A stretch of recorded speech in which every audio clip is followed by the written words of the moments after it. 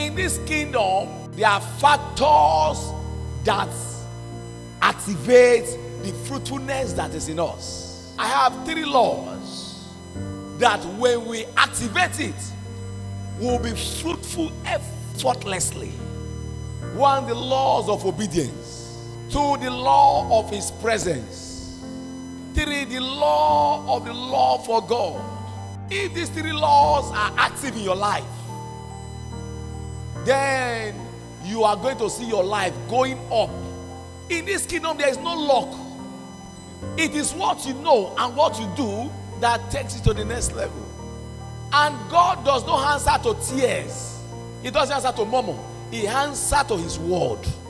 That is why you see good Christians who have good hearts, evil things are happening to them because they are violating the laws. You say, but we are the New Testament, we are not under the law.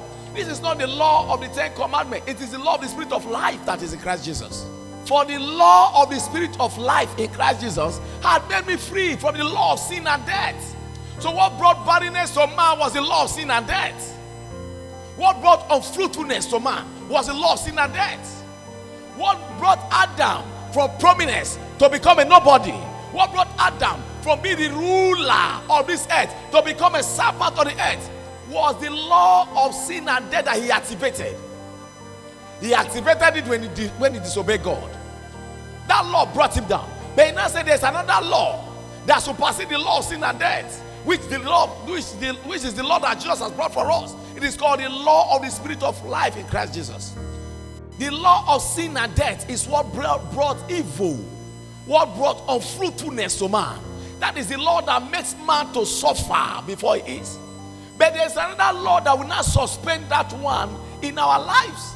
It is called the law of the Spirit of life in Christ Jesus. He said the law of the Spirit of life in Christ Jesus has made me free, has given me freedom from the law of sin and death, which means there's a law that will give you freedom from every area of unfruitfulness in your life.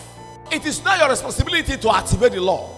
The law has been set in by God, but it is your responsibility to walk in the laws.